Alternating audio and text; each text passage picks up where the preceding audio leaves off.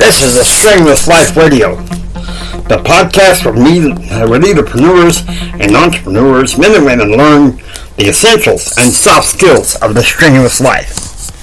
Once again, we're with the mentor of Tony Robbins, Jim Rohn, the power of influence. Without further ado, Jim Rohn.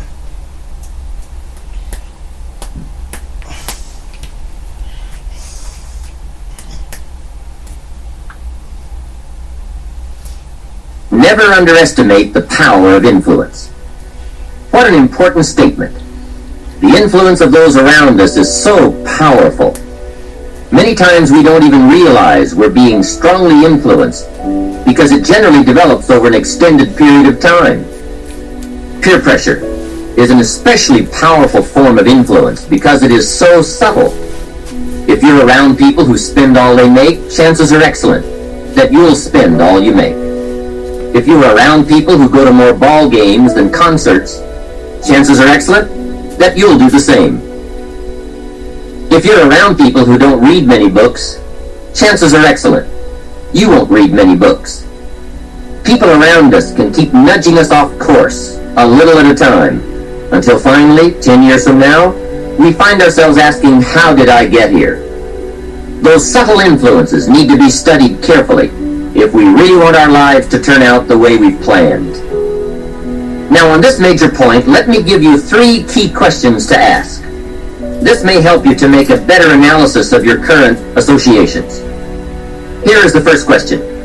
Who am I around? Good question. Make a mental study of the major people with whom you most often associate. You've got to evaluate everybody who is within the circle of being able to influence you. So, major question, who am I around? Next question, what are they doing to me? That's a major question to ask. What have they got me doing? What have they got me listening to? What have they got me reading?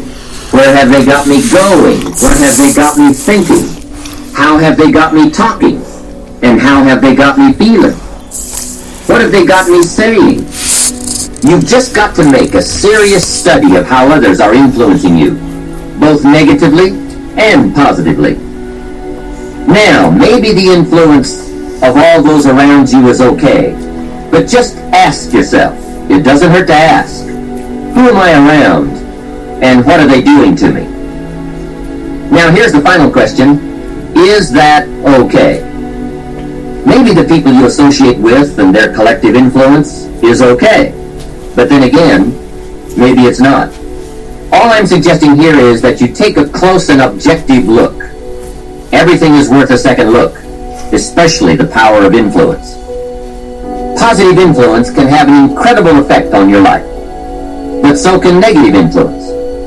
Both will take you somewhere, but only one will take you in the direction you truly wish to go. It's so easy just to dismiss the things that influence our lives. The man says, I live here, but I don't think it matters. I'm around these people, but I don't think it hurts. I would take another look at that. I've got a good phrase for you. Everything matters. Now sure, some things matter more than others, but everything matters. Everything weighs something. So you've got to keep checking to find out whether associations are tipping the scales toward the positive or toward the negative. It doesn't hurt to look, right? Ignorance is never the best policy. Finding out is the best policy. Remember, part of the purpose of this program is to get us to say, the days of kidding myself are over. I really want to know what I have become and what I am becoming. I want to know where my strengths and my weaknesses lie. What has power over me? What's influencing me? What have I allowed to affect my life? Perhaps you've heard the story of the little bird. He had his wing over his eye and he was crying. The owl said to the little bird, "You're crying." "Yes," said the little bird, and he pulled his wing away from his eye.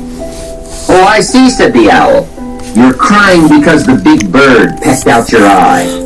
And the little bird said, "No, I'm not crying because the big bird pecked out my eye. I'm crying because I let him." Hey, it's easy to let influences shape our lives, to let associations determine our direction, to let persuasions overwhelm us, to let tides take us, to let pressures make us. The big question is, are we letting ourselves become what we wish to become? In this most important subject of association, here are some actions you may want to take. First, disassociation. You may, after a study of those 3 questions, who am I around, what are they doing to me, and is that okay, you may come to the serious conclusion that there are some people you just have to break away from. I'm not saying that it's an easy step to take, and it's not to be taken lightly. However, I am saying it may be an essential task. You may just have to make that hard choice not to let certain negative influences affect you anymore. Remember, it could be a choice that saves the quality of your life. The second action you may want to take is limited association. It could well be that you are spending too much time in a certain area of your life with a certain group of people. It's easy to put time and effort in the wrong place. The guy spends 3 hours at the ball game and 30 minutes listening to the sermon. See, that's called out of balance. 30 minutes for spirituality, 3 hours for entertainment. That doesn't weigh well 5 years from now, 10 years from now, when you take a look at the sum total of your values in your life. Here's one of the easy ways to end up with a mediocre average life: spending major time on minor things. Sophisticated people learn to weigh everything before they spend time or money. You've got to weigh before you pay. Whether you're going to spend heavy time or light time, you've just got to weigh. Otherwise, if you're not careful, you can get trapped into spending heavyweight time with lightweight people. Okay. See, I like what Jim Rohn has to say. It's kind of like association, of friendships. I was talking to a friend of mine who's kind of an aide of mine, and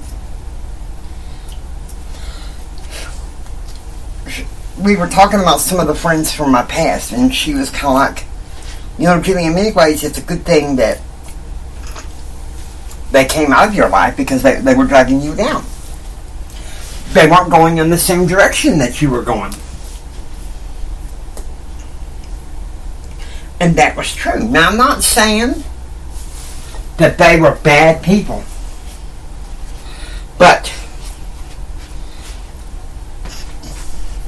number one, their personalities were reactive. It wasn't helping me that much. And the thing is, my best friend Keith, he knew that. He knew that. And so that's why it was important to have somebody like him be an open service to help me see who my real friends are. That's like today. I originally had planned to spend the afternoon with my best friend that's alive. And now, I don't know, I sense the need today to kind of, because I'm a self-published author, to monitor my late, to honor my late best friend's memory. And so, in a roundabout way, that is what I'm doing. That is what I'm doing. That's what I'm standing on. If you're holding on and trying to exhume things from the past, there may be times that you get lonely and you think, well, I'll just shuck out the old crew. Maybe they'll still care about me. And maybe in a roundabout way they do. But maybe in a roundabout way they don't. Okay? Think about that. Like Jim Rohn says, ask the right questions. Alright? Are these people lifting me up or are they taking me down? Seriously, think about that.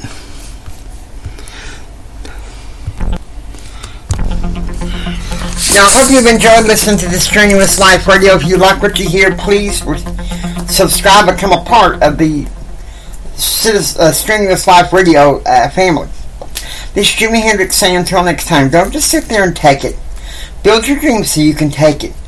Do what others don't so you can be what others won't. Do what others don't so you can have what others can't. Think strong, live strong, and live the strenuous life. And y'all have a blessed day.